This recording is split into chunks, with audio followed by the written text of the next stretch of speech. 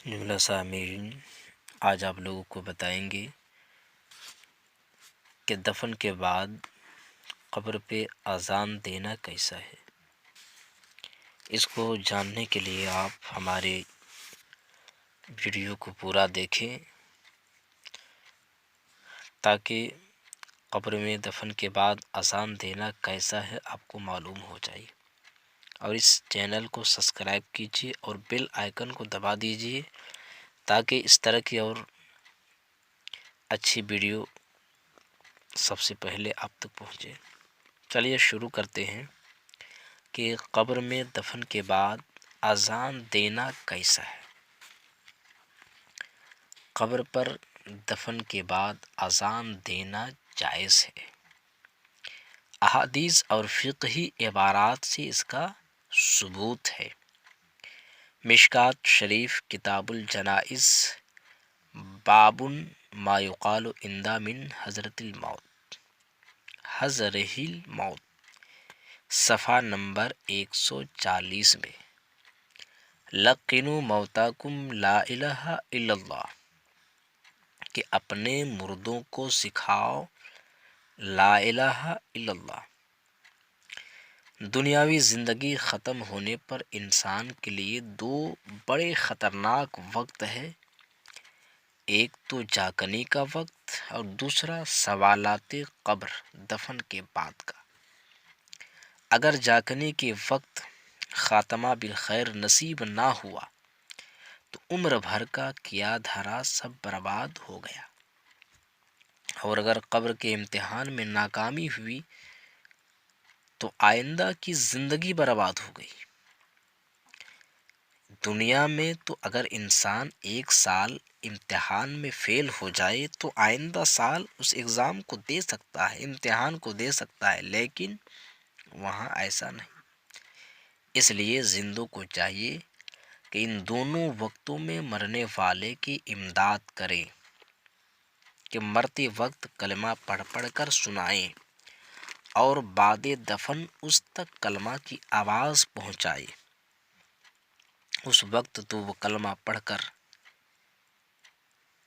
دنیا سے جائے اور اب امتحان میں کامیاب ہو۔ لہٰذا حدیث کے دو معنی ہوتے ہیں، ایک تو یہ کہ جو مر رہا ہو اس کو کلمہ سکھاؤ، اور دوسرا یہ جو مر چکا ہو اس کو کلمہ سکھاؤ۔ پہلے معنی مجازی ہے اور دوسرا حقیقی، اور بلا ضرورت مجازی معنی لینا ٹھیک نہیں۔ اس لیے حدیث کا یہی ترجمہ ہوگا کہ اپنے مردوں کو کلمہ سکھاؤ، یہ دفن کے بعد کا وقت کا ہے۔ اور شامی جلد اول میں باب الدفن بحث و تلقین موت البعد میں ہے کہ اہل سنت کے نزدیک یہ حدیث لقنوا موتاکم اپنے حقیقی معنی پر محمول ہے، اور حضور علیہ الصلوۃ والتسلیم سے روایت ہے کہ آپ نے دفن کے بعد تلقین کا حکم دیا، پس قبر پر کہے اے فلاں کے بیٹے فلاں، تو اس دین کو یاد کر جس پر تھا۔ شامی میں اسی جگہ ہے وَإِنَّمَا لَا يَنْهَى عَنِ التَّلْقِينِ بَعْدَ الْمَوْتِ بعد الدفن لِأَنَّهُ لَا ضَرَرَ فِيهِ بَلْ نَفْعٌ فَإِنَّ الْمَيِّتَ يَسْتَأْنِسُ بِالذِّكْرِ عَلَى مَا وَرَدَ فِيهِ الْآثَارُ۔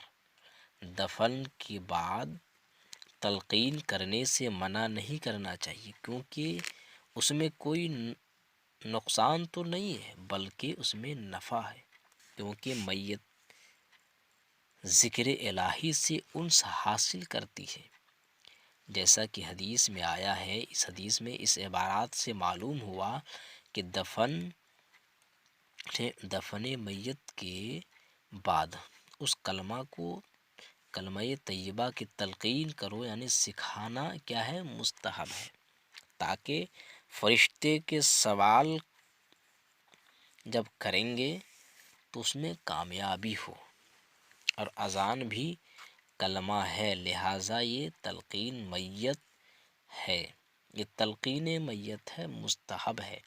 بلکہ اذان میں پوری تلقین ہے، کیونکہ فرشتے جب سوال کرتے ہیں 3 سوال کہ تیرا رب کون ہے، تیرا دین کیا ہے، اور اس مرد کے بارے میں تو کیا کہتا ہے، تو اذان میں یہ سارے سوال کا جواب سمجھیے ہے۔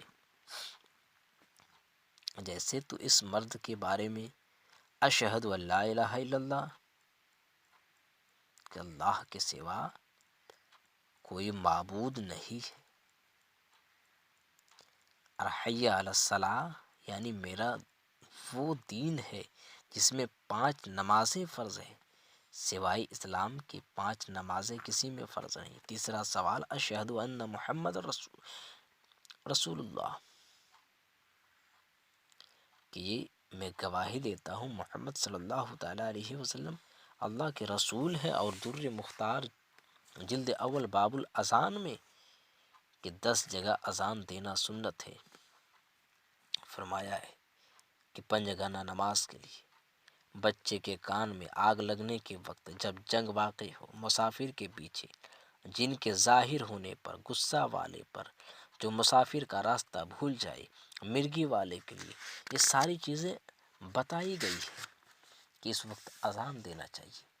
اور جب تلقین کے بارے میں آیا ہے، جب مشکات شریف میں ہے لقنو موتاکم، تلقین کرو، تو اسی پر قیاس کرتے ہوئے اذان کو اہل سنت والجماعت والوں نے جائز قرار دیا ہے کہ میت کو دفن کے بعد اذان دینا، کیونکہ اس کی مصیبت کا وقت ہے، اس لیے جائز ہے، اس میں کوئی شک نہیں۔